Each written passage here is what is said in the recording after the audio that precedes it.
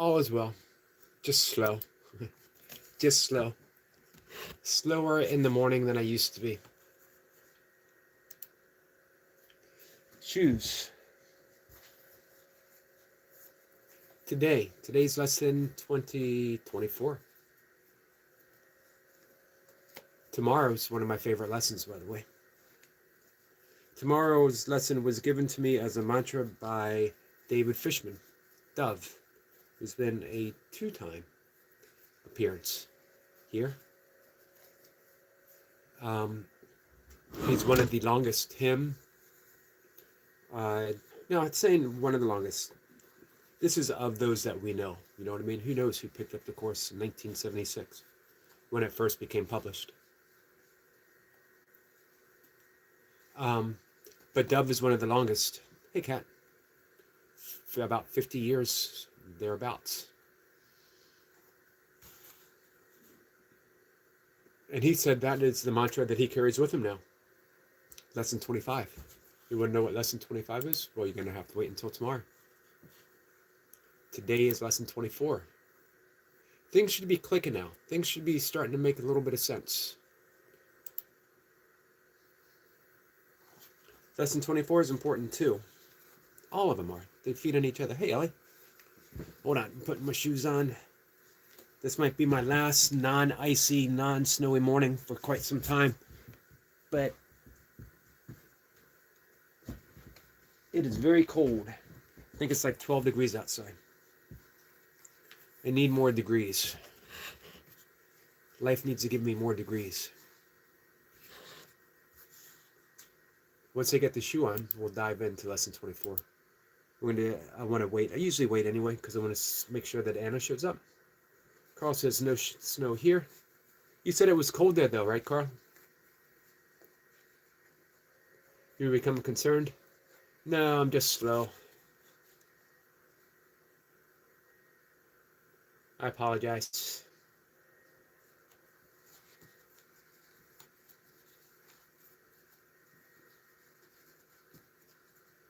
(9°C). I have a hard time converting Fahrenheit to Celsius. I don't have enough fingers. And I run out of toes.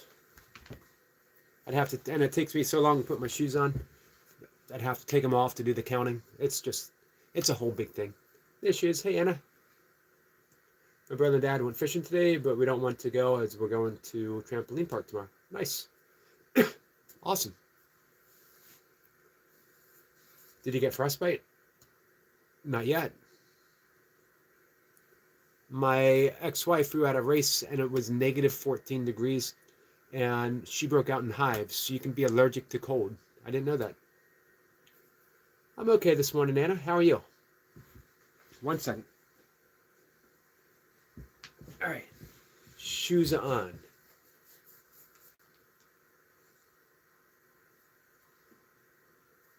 (9°C) is 48.2 degrees Fahrenheit. Oh, boy, that would be nice and balmy here.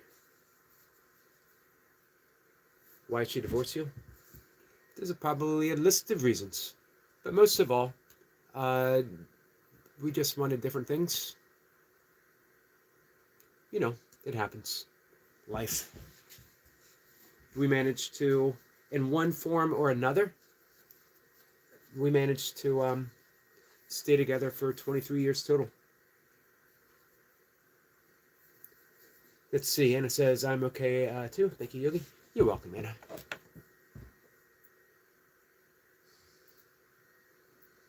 Yep, lesson 24. We're about to dive in.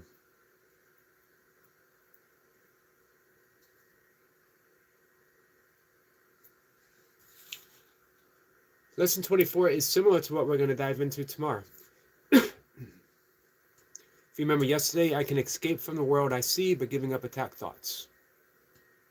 What is lesson 0? Lesson 0 is actually when we finish. When we've forgiven everything, we have no more resentments, we have no more grievances, the world is forgiven, and that we are at one and at home with God. You're going to have to wait and find out, though.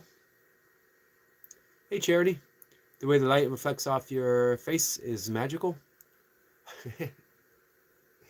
Um, I've never heard anyone say that before. Makes my beard look pretty ratty, though. Let's see. To be honest, Yogi, the weather is completely different to other places. Like it can be 48 degrees and be freezing here, but somewhere else is not. I agree. I did not know that you're learning Dutch. Um, Carl says, I won't find out, Yogi. Oh, I think we all find out eventually, right? What we find out is that there's no more need of answers, or lessons, or questions. Well, you don't need to be the best at it, Ellie. You just need to be open to learning, right? Lesson 24. I do not perceive my own best interest. This is hard for us to accept. What do you mean I don't perceive my own best interest? I want this and I don't want that. I was thinking about this morning. In yoga, the kleshas, the 5 afflictions of the mind, really show us that we don't know what we want and we don't know what we don't want. We see life through our attachments, through our aversions, through our fear.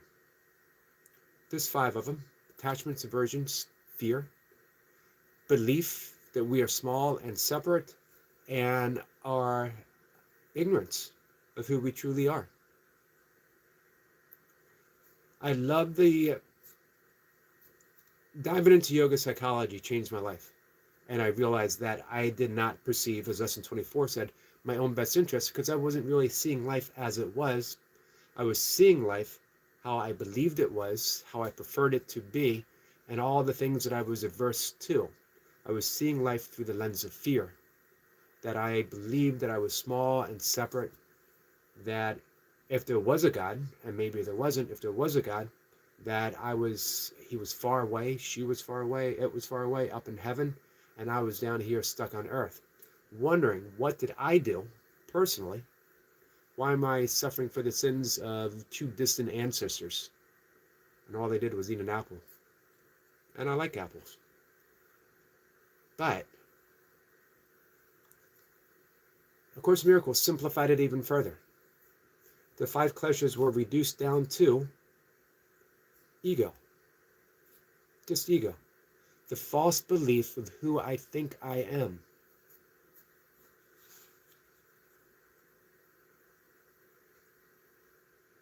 All right. In no situation that arises do you realize the outcome that would make you happy.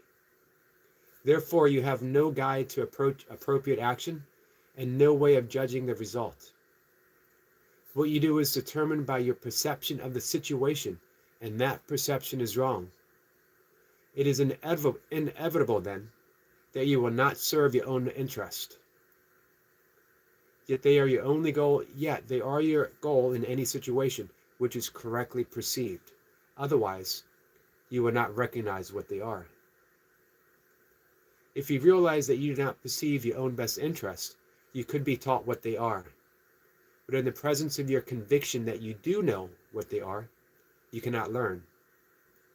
The idea for today is a step towards opening your mind so that learning can begin. The exercises for today require much more honesty than you are accustomed to. A few subjects, honestly and carefully considered in each of the 5 practice periods today, which should be undertaken today and will be more helpful than a more cursory examination of a large number. 2 minutes are suggested for each of the mind-searching periods which the exercises involve. The practice periods should begin with repeating today's idea, followed by searching the mind with closed eyes for unresolved situations about which you are currently concerned. The emphasis should be on uncovering the outcome you want. You will quickly realize that you have a number of goals in mind as part of the desired outcome, and also that these goals are on different levels and often conflict. In applying the idea for today, name each situation that occurs to you, and then enumerate carefully as many goals as possible that you would like to be met in its resolution. The form of each application should be roughly as followed. In the situation involving and then name whatever it is. I would like this to happen, and this to happen, and this to happen. Whatever it is that you would like to happen. In a situation involving a job interview, I would like this to happen, and this to happen, and this to happen. Just name them. Don't be concerned about it. Just name it. In the situation involving my friend, I would like this to happen, or this to happen, and this to happen, and so on. Try to uncover as many different kinds of outcomes as may honestly occur to you, even if some of them do not appear to be directly related to the situation or even inherent in it at all. If these exercises are done properly, you will quickly recognize that you are making a large number of demands on the situation which have nothing to do with it. You will also recognize that many of your goals are contradictory, that you have no unified outcome in mind, and that you must experience disappointment in connection with some of your goals, however the situation turns out. Hey, Northwest. After covering the list as many hoped-for goals as possible, for each unresolved situation that crosses your mind, say to yourself, I do not perceive my own best interest in this situation, and then move on to the next. That's it. Questions? Do you want a hint of what your own best interest actually is? I don't know if we should give hints. I don't know if we should be giving hints away. But you guys been hearing me talk for a while. So I don't mind giving away a little hint.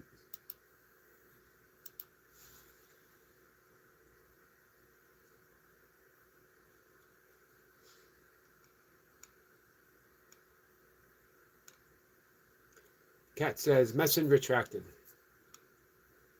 What a thing to say. Bill had asked, do you believe in one God or three gods? As many gods as it takes.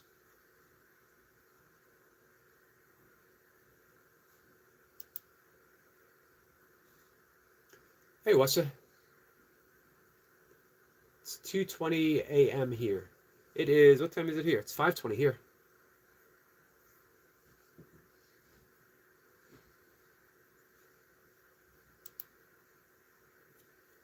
Any questions? Questions about the exercise, how to do the exercise, whatever.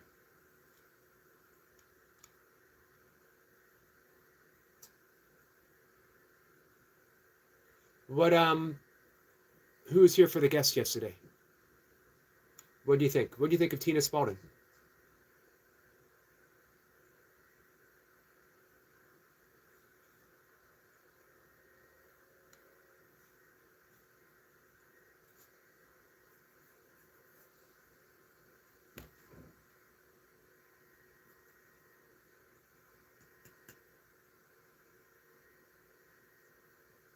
I'm waiting for questions, man. I can sit here silently until someone asks me a question. I don't have to say anything.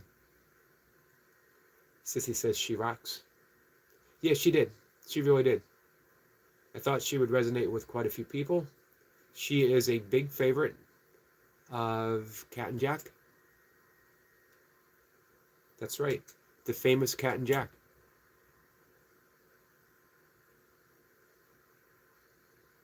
Session 2 coming soon. Probably not anytime soon. She did say she'd come back again. She sent me a message saying she really enjoyed coming up and spending time.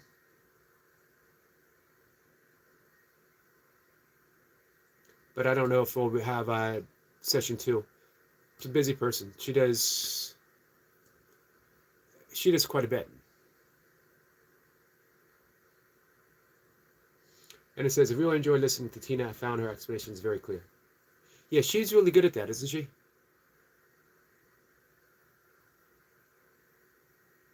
Sissy says, I love her transparency and straightforward approach. Yeah, you know, one of the things I find with A Course in Miracles, those who have been practicing for a while, they don't put up a front. Every once in a while, you'll see people pop in the live streams, and they will, it's like the old Kung Fu movies, and they'll say, My yoga is more powerful than your yoga. What I know about yoga is much more extensive than you know about yoga. You're not a yogi unless you do this or unless you do that, unless you see things my way, or you've had my teacher, or, you know, you can say something correctly in Sanskrit. I can't say things correctly in English, and now you're throwing Sanskrit at me. Um, but in the Course of Miracles, people are open, transparent. We've come to the path through our struggles, through our suffering, because we literally have hit rock bottom and there's nowhere else to go. John says, are you religious? I am not religious. Um, so, man, when you've hit rock bottom, you got nothing to hide any longer, right? That's why I share. People have, after some conversations that I've had, they're like, should you have shared your battle uh, with drinking? Should I have shared the, what brought about the end results of my drinking and the horrible things that I did while I was drinking? And the question is, I don't know. Probably not for some people, and probably so for others. I just know that when I'm in the midst of sharing, I don't really filter. I don't want to say, um, well, I'm not going to share this with you. When you're sharing, share. And that's what I find with the Course of Miracles people, that there's no, of course, they always say there's no hypocrisy with an illusion. An illusion is an illusion is an illusion. Quoting Kenneth Wapnick's thoughts. So, within the illusion, why hide everything? Why hide anything at all? It's an illusion after all. Anna says, how are you this morning, Kat? It's a good question. How are you this morning, Kat?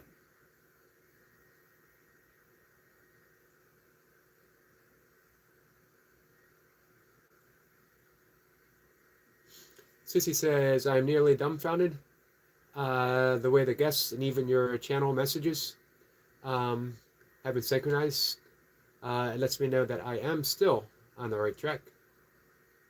In subtle ways, place in my heart. So here's a question, Sissy. How can we get you completely dumbfounded?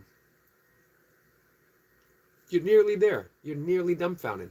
What guest can I bring on or back that can get you all the way to the dumbfoundedness of which we all aspire to? This is what Rumi said, sullar cleverness for bewilderment, or as our friend the mystic James Plath calls the gospel of astonishment. When you literally open the door and step outside and you are astonished that a world rushes to meet your existence. What an awesome thing. The entire world, when you wake up in the morning, as soon as your eyes just flutter open, an entire universe rushes to greet your existence. Everything fine-tuned for you to be here. You don't need to wake up and adjust the breath as if there's a thermostat. You need to get it just right so I can take in that one breath. Everything is there. The sun is in just the right position to be just the perfect temperature that allows your body to function.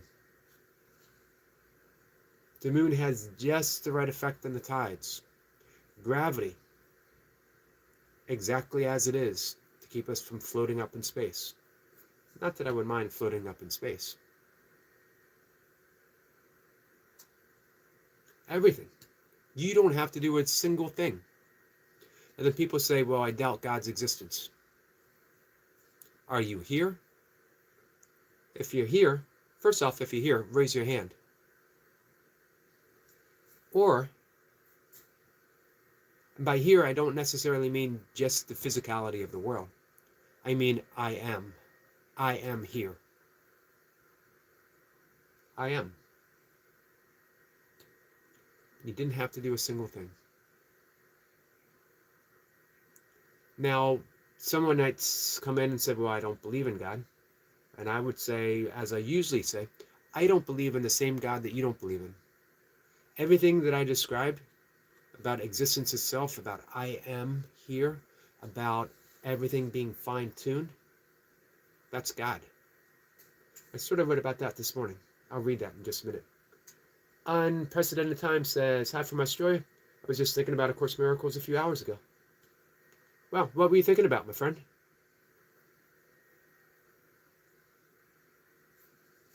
Let me read what I wrote. Very short. Today. It's on my page, whatever that page is called. Hey, Sarah. It's called Winds. Winds blow unseen, and yet their effects are known through every landscape. The Holy Spirit is a presence in my life, an active force that guides me, but only when I'm attentive to its gentle voice. These days, I'm a very careful listener, as if I'm a landscape, receptive to even the slightest holy breeze. And now my life is swayed, lovingly so, with new directions for me to follow. All I got to do is listen.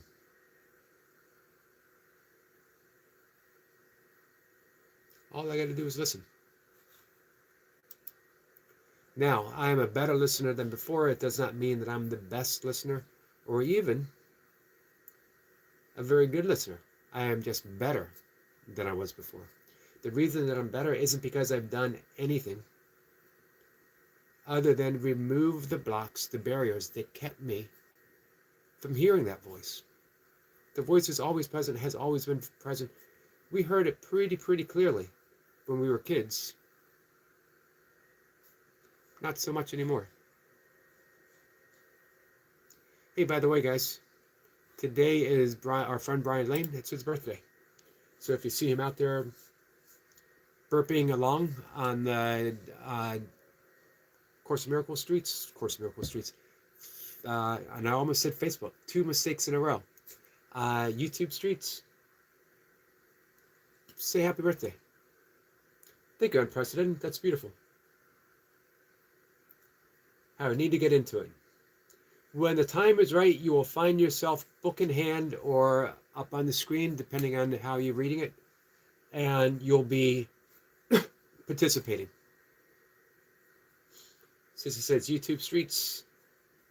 Well, now you come in with that helpful correction. Where were you when I was stumbling trying to say it, trying to remember? And it says remove the blocks. That's the entirety of A Course in Miracles. Let me go all the way to the introduction in the text.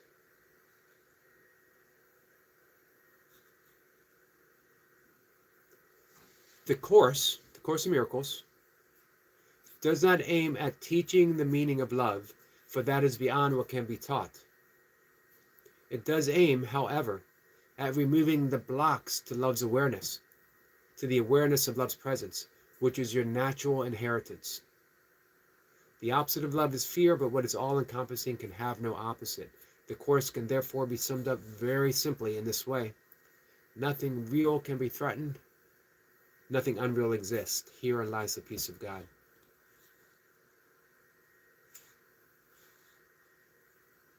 You, everything that you would like yourself to be. If you think that I'd love to be at home with God. I would love to know God's presence. I would love to have the certainty and security of knowing that I am connected to everything and everyone, connected to the source itself. I would love all of that to happen, right?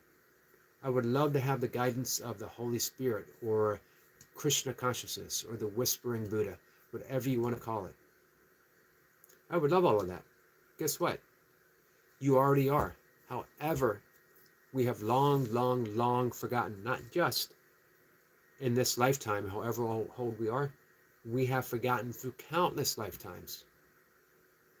Every lifetime, we get a little bit closer. If you have stumbled upon Course in Miracles, you're ready for its message. If you have an interest in yoga, if you want to explore Buddhism, if you feel drawn towards Taoism, if you are a Wiccan priest or priestess, guess what?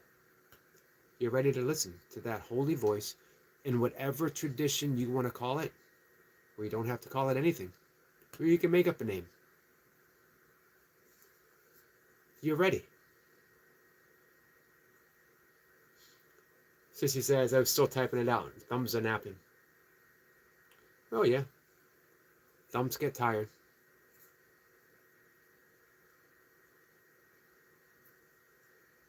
David says, what if you're a butthead? Then be the single best butthead that you can possibly be. Don't let anyone be a better butthead than you. Stand up tall and proud. Let's see. Goon on screen? Goon on stream? Okay. Sarah says surrender. I do. Anna says that's the entirety of the course. Yes. Anna says, I like to call it the universe, Yogi. Me too. Me too. I've only gotten more comfortable calling it God in the past few years. Sarah's laughing.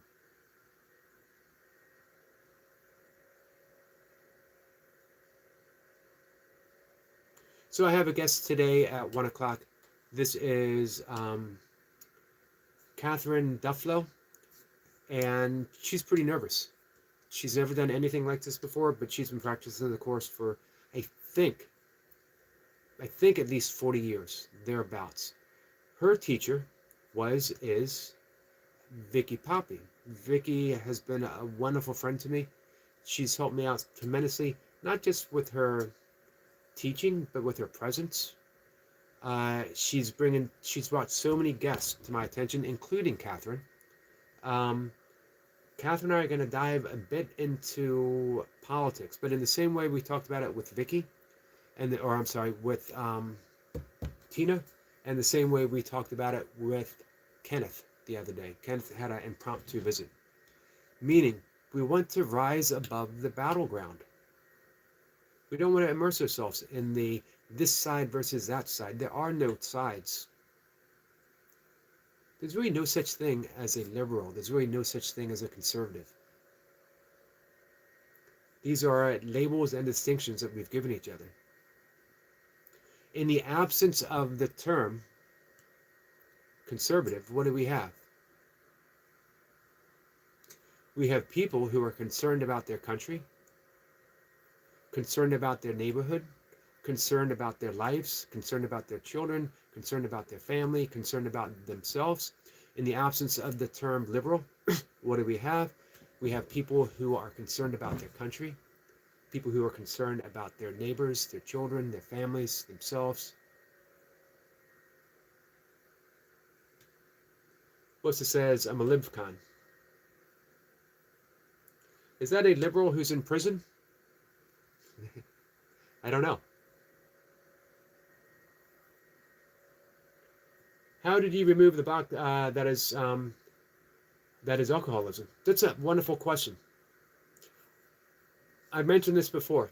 People have often asked me, was it hard for you to quit drinking? And I always have to be completely honest and say, no. I never tried to quit drinking. I had no reason to try to quit drinking. I was what I thought was a happy drunk. In truth, there is no happy drunk. If you're destroying yourself, and I was drinking to destroy myself, you're not truly happy.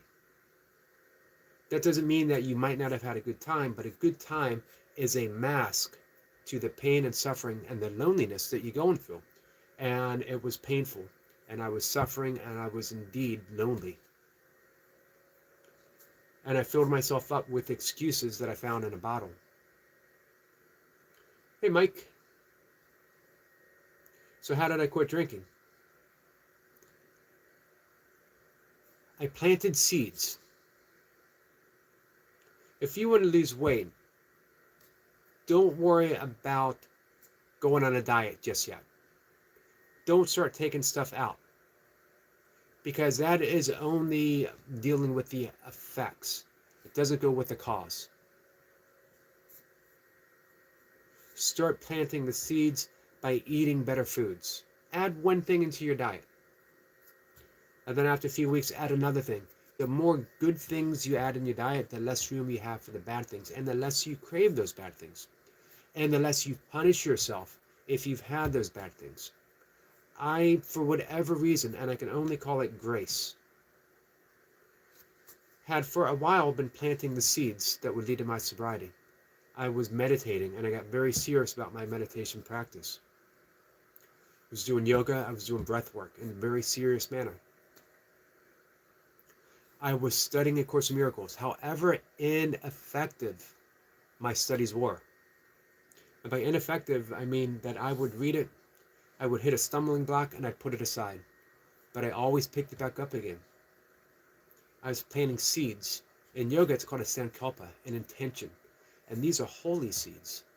These are seeds that will bear fruit in your life when they are ready, when they've been nurtured, watered, given the proper light. They'll spring up. It will. I promise you. But you have to be detached from the outcome. Don't say, I'm adding this so that I will quit drinking. Add this because your heart calls you to add this. Add this because you would feel incomplete if you didn't meditate. Because you would feel incomplete if you didn't do a lesson in the Course in Miracles. Because the truth is, as long as we are relating to the ego, we are incomplete. Because the ego doesn't really exist. Ego isn't good or it isn't bad. A lot of people will come in and they hear me talk about the ego, or they hear guests talk about the ego, and they offer their interpretation of the ego, which is fine. But it's not what we're talking about here. And as long as you stick with your interpretation of the ego, guess what you have? You have your interpretation of the ego. If it works for you, I don't care. That's fine. But if you find that it no longer works for you, come on by, hang out, and maybe you can get another interpretation of the ego, and things will start working for you. It did for me. So one day, chugging along in my happy drunkenness, in my car, driving, I was pulled over. Lights flashing, off-duty state trooper saw me just swerve a little bit. I was less than a mile, maybe about a mile, maybe a little over a mile from my house, pulling on an off-street, safe, right? I would have been home. Had that officer not been in the right place at that right time, I would have been home. And who knows what would have happened. I have a general feeling what would have happened. I would have been drunk again. I would have been behind the wheel again. I would have driven again. I would have hurt someone. I would have hurt myself. Maybe not that night. Maybe not the next night. Eventually. You can only mess up so many times. You only have so many outs. That was it for me. I saw the light flash, and I was given an intuitive grasp of the situation. I could survive a night in a holding cell, right? It's the first strike. Should have been many strikes. I don't know how I got so lucky for a decade. Undeservedly. But I could survive a night. I could be out drinking that night. The very next night, right? And I probably would have. But for every reason, when I saw those lights flashing behind me, I knew if I kept doing it, I was dead. And someone else would probably be too. Or I could step into a life of sobriety that was beckoning to me right then. I saw the light. Literally, I saw the light of a new existence. And all I had to do was say, yes. I don't know what it's going to be. Don't know what I'm going to go through, but I'm ready. And I stepped in that new light, and it was if every molecule, every cell of my existence went from a drinker to a non-drinker. I was done. Is it going to be that way for you? No, that's my story. But you have a story. You have a story of sobriety, of being free from addiction. I don't know what that story is, but you can step into it right now. Allow yourself, as my friend James Plath says, allow yourself to be astonished. and how life unfolds when you step in to the mystery.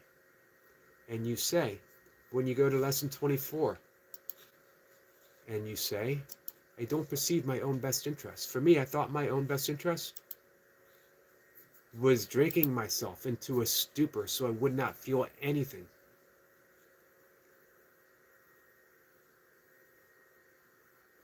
But I do not know. I do not perceive my own best interest. If I did, do you think I would have done all that stupid stuff? Do you think I would have endangered people? So I said I might give you guys a hint. What is your own best interest? Hey, Jace. Your own best interest is love. Your own best interest is peace. Hey, Lady Sky. Your own best interest is peace. It always was, it always will be. Imagine if you woke up in the morning and you set that as your goal. Today, I will experience nothing that isn't peace. And now make that declaration, and as soon as you get up, you're going to have something unpeaceful show. That's the nature of the universe. But just because something appears in your life that seems to disturb your peace of mind doesn't mean your peace of mind has to be disturbed. It's a tool. Something pops up and messes with you. Something pops up and triggers you. The trigger is the tool to allow you to choose peace again. It's not an obstacle to peace. It's the message of peace. It's asking you, remember, remember, remember who you are. Dove Frishman, bless your triggers. I think Dove is about 80 years old. He shows up every couple of weeks, every few months, and hangs out. And that's on his business card. Bless your triggers. I'm good, Lady Sky. How are you? What's up with the big reps today, Jace? What are the numbers? What are the weights? Who's stepping up to experience the pain and suffering of a session with Jace?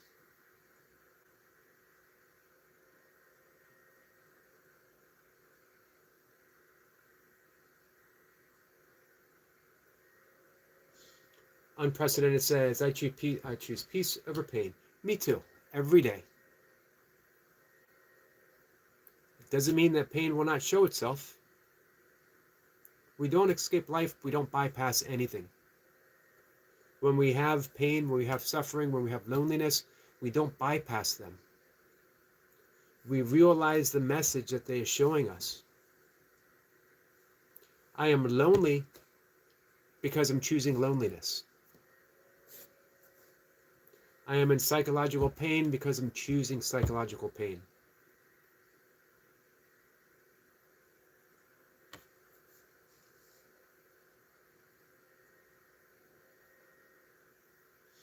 Let's see, Jay says, I'll do a session shortly on the bar. Hopefully have a big collab coming up with one of the big guys. You are the big guy. There ain't no bigger guy than Jace. Should make a rap song about that. Have a little dance to it. There ain't no bigger guy than Jace.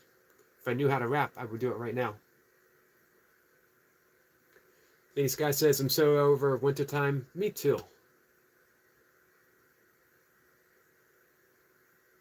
Hey, Sniper. My story mystery. Sniper says, Grandest Rising to Eric Canal. Grandest Rising to you. We got about 10 more minutes. Jay says, Morning Squirrel. Lady Sky says, Hey to Sniper. Our friend Lady Sky reminded me of how many days we have until Valentine's Day. What did he say? There was 21 days? Or was there more?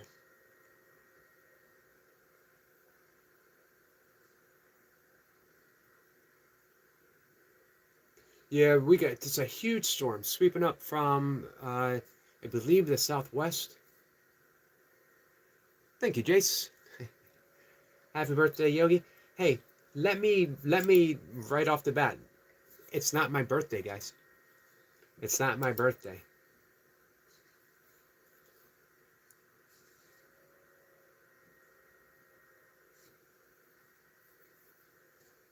"21 days till Valentine's Day." Means I have, man, I only have 21 days. 21 more days of not shopping.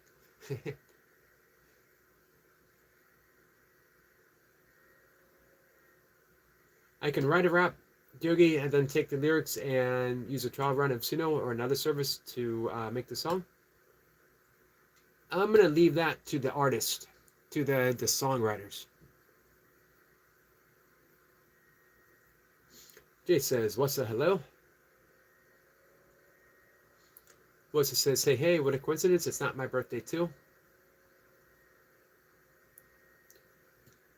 That sounds like something someone would say who was having a birthday today and didn't want anyone to know that they're having a birthday today, which leads me to believe that it actually is Wussa's birthday today. Happy birthday, Wussa.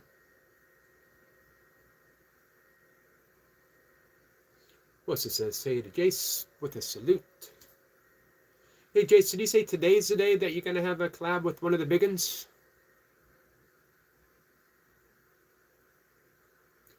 These guys says 21 days to get us all something for Valentine's Day. Cupcakes. Everyone's getting a cupcake as soon as Lady Sky makes the cupcakes. Wussa said, "Don't even go there. Too late. We've already gone there. We've already done gone there." That's right. Done gone there. As I said yesterday, you know, my parents, they're from the back hills in Pennsylvania. By birthright, I'm allowed to say Biggin and Crick, down by the creek.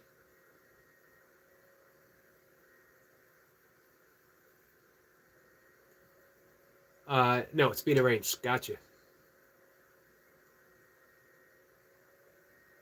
Hey, Jace. And everyone, it's Brian Lane's birthday today. Jace, you should do some birthday reps with Brian Lane.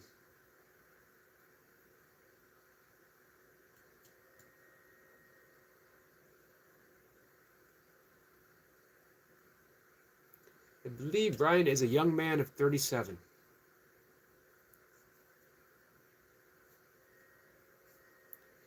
37, 37, 37. 37 was a good year for me.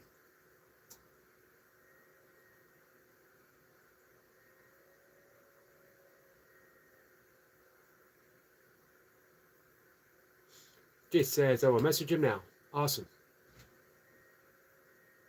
Thank you, Sniper. Sniper's been a member for 14 months. I think Sniper was one of the original two. Him, Eric LaPointe. Unprecedented says, "It's a pleasure to have come across you, Yogi." Thank you, my friend. I'm glad you're here. I really appreciate you being here. What's this says? "Hey, a squirrel."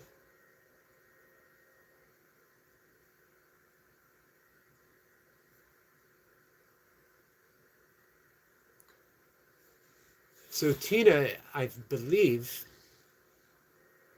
our guest yesterday, has been one of my top two most popular guests. The other is Nanette Tierhart, who's going to make an appearance coming up again.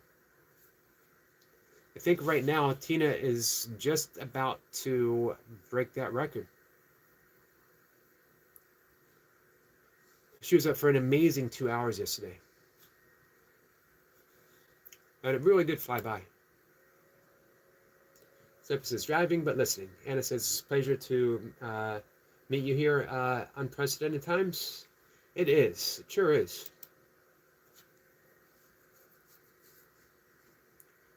Guys, anyone who's relatively new here, make sure that you're hooked up, connected to our friend Jace.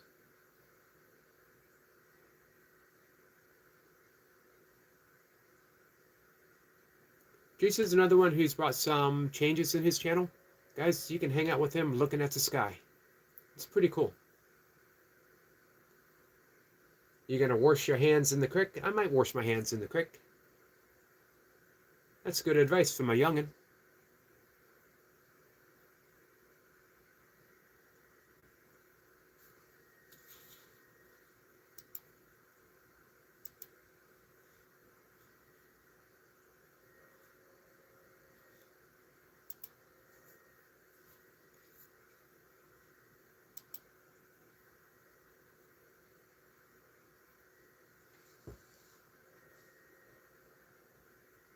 These guys wish I was on a warm beach somewhere currently. Hashtag warm places on my mind. Ugh, wintertime. I agree with all those hashtags. Unprecedented says, I have family in PA. We're out in PA, my friend. I was actually born in McKeesport, outside of Pittsburgh. My grandmother had a small-ish, farm-ish. My grandfather worked in the mills, but way out in Westmoreland County, they had a bit of a farm. My father was way back in the backwoods in north central Pennsylvania. My grandfather, Sumner Francis McCarty, forest ranger.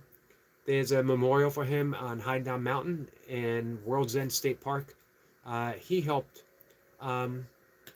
state parkerize. How else do you get a state park? You got to parkerize it. He helped make World's End a state park. So he got a memorial on McCarty Road that takes you up to the top of Hidedown Mountain. The McCartys, my family, we settled in Sullivan County in the early 1700s. Immigrated from Ireland. I believe we were Scotch-Irish. Immigrated from Ireland, Philadelphia, and then Joseph Priestley, who was discoverer of oxygen. What a thing to discover. You take a breath and you went, I'm going to call that oxygen. How come no one ever did that before? How come no one ever discovered oxygen? And Joseph Priestley woke up one morning and he yawned, took a big breath and went, wow, I'm going to call that oxygen. And became famous. Beat me to it. Beat one of my ancestors. Imagine if one of my ancestors, who knew Joseph Priestley, they went up to north central Pennsylvania with him. Imagine if one of my ancestors did that. I'd be rich because I would have patented. My ancestor would have patented oxygen. Every time you took a breath, you would have owed me money. Hey, lost opportunity. And where was it going with this? Oh, they settled up in the backwoods, north central PA, where there's absolutely nothing. There's one stoplight in the whole county. So there was three McCarty brothers who went up there, and each of those McCarty brothers had big families. They're in the backwoods. What else did they have to do? Plus, they needed people to work their farm, so they had kids. And lots of kids. And those kids had kids. Lots of kids. So now there's 3 branches of McCarty family. The place is littered with McCartys. Some of us had to leave. My father said he moved so that his kids could date people who weren't related to him. Thank God for that. Because I know my family. I don't want to date them. Lady Scott says, Sniper says, go Steelers. Yep. My grandfather was a Steeler. Not a football player. Bahamas do sound nice.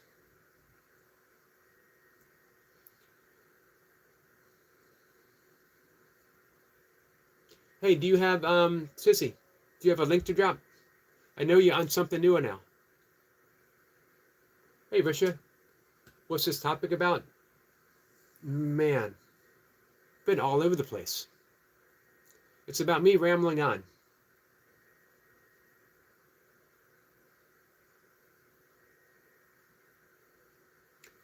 Semper says, and they ridicule you now for mentioning the ether. This guy says, hope you're doing okay, Soul Stars Production. Richard says, can you please tell me what's the topic about? It's all over the place. I am all over the place. The topic is really about love.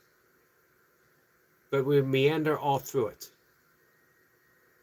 Reminds me of Hafiz, the Persian Sufi poet, equal with the great Rumi himself. The subject tonight is love, and every night the subject is love. Risha says, enjoy the now. How do you enjoy the now? Exactly. Take a breath. Exhale. There you go.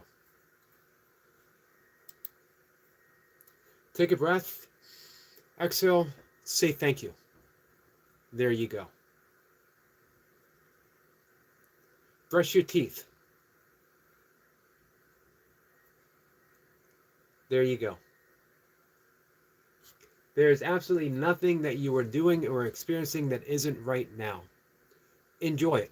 It ain't ever going to happen again. As Robert Saltzman says, every moment is a once upon. This is it. This is it. This is your awakening. You will never be more awake than you are right now. Unprecedented says, I think that I shall have to catch up with you guys again soon. Every morning. 3 times a day. As our friend Selma would remind us, 5-1-5-25. I'm live at 5 in the morning, 1 in the afternoon, 5:25 in the evening. Zipper says 5 in, hold 1, 5 out. Hold 1. Second sonar sensory. Have a good night's sleep, my friend. We're heading out too. It's just about 6 o'clock. It is going to snow sometime today, and it ain't going to stop until sometime tomorrow.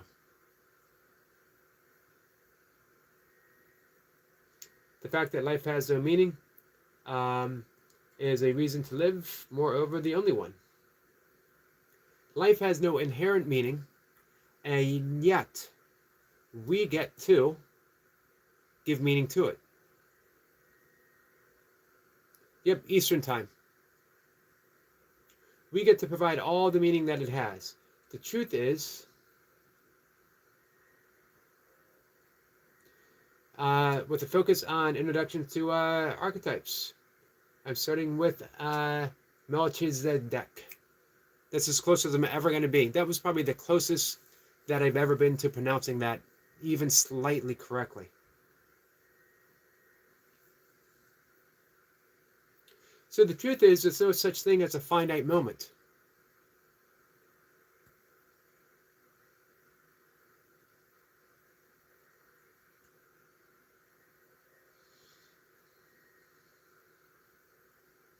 Unprecedented says, okay, cool. Love and hugs. Thank you, my friend. Thank you so much. G is pronounced key. Gotcha. I'll never remember. I've been mispronouncing that name since the early probably the 1990s. Juvenal, I already forgot. He presented Flower of Life workshops, and he taught a circular breathing pattern, very similar to a lot of the yogic breathing. It is, I do the breathing in for 4, pause, exhale for 4.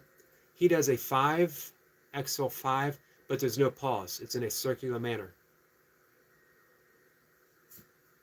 He's still doing workshops. Our friend Lloyd, who was up maybe a month ago, his wife came a week later, Stephanie Finn. Lloyd Knapp, he did a whole bunch of workshops with Juvenal. The Flower of Life workshops. Do you agree you have more awareness than most people? No, there's only awareness. We can only be aware. Oh, and Brisbane.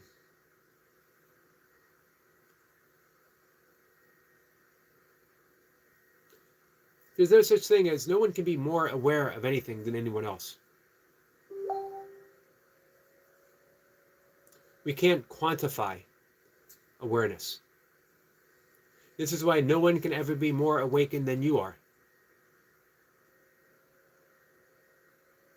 Now, someone can know that they're awakened, and we can think that we're asleep, but that doesn't mean they're more awakened or more aware than you are. Thank you, Sissy. There is the link.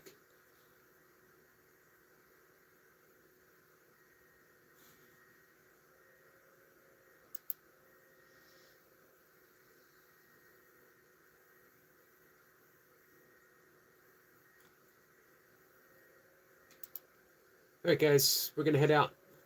Take that pre-snow walk. I don't like snow. I don't like big snowstorms, but I'm going to greet the snow with good-naturedness, openness, and a surrender to the fact that it's snowing and I don't have to like it. Don't have to force myself to like it. But I can, if I'm open to it, at the very least, appreciate it. And I will.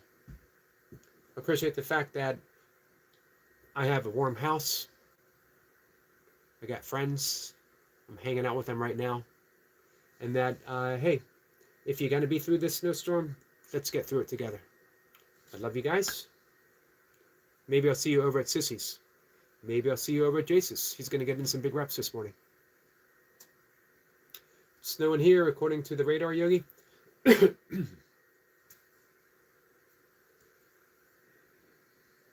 Yep, it is sweeping its way up here. You too, Unprecedented.